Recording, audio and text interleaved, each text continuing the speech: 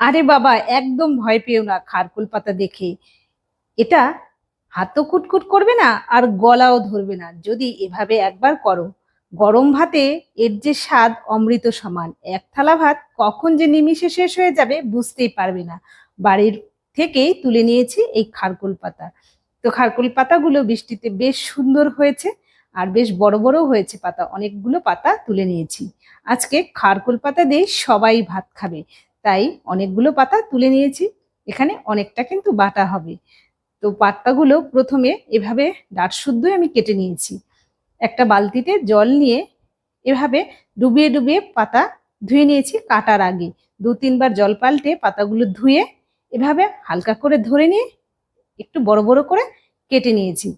তো এভাবে কিন্তু পাতা ধরে কেটে নিলে আর কাটার আগে ধুয়ে নিলে হাত কিন্তু একটুও কুটকুট করবে না। তো আমি এভাবেই সবগুলো পাতা কেটে নিলাম। তো এই পাতা আজকে করব কাঁচা বাটা। এই পাতা কাঁচা বাটা খেতে বন্ধুরা অসাধারণ লাগে। একবার আমি যেভাবে করেছি অবশ্যই তোমরা করে খেয়ে দেখো। আশা করি সকলের ভালো লাগবে। এভাবে পাতাটা দিয়ে অল্প অল্প জল দিয়ে আমি পাতাগুলো দুবারে মিক্সিতে পেস্ট করে নিলাম।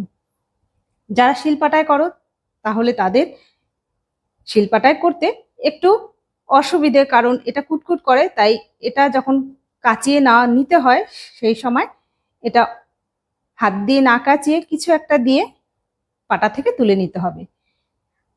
আর মিক্সিতে করলে তো কোনো অসুবিধেই নেই। তো এভাবে পাতাটা মিক্সিতে অল্প অল্প জলে করে নিয়েছি আর খুব সুন্দর কিন্তু পেস্ট হয়েছে।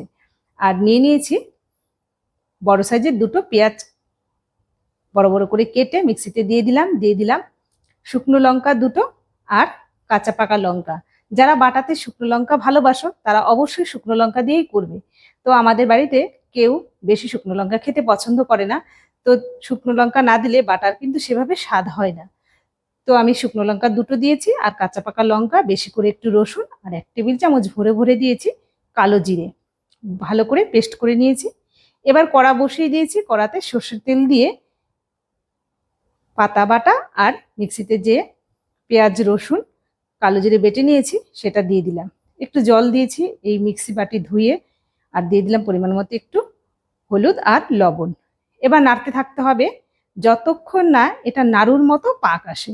তো নাড়তে নাড়তেই তোমাদের বলছি, তোমরা যে যেখান থেকে দেখছো অবশ্যই কমেন্টে জানাবে, তাহলে তো তোমাদের ধন্যবাদ জানাতে পারবো।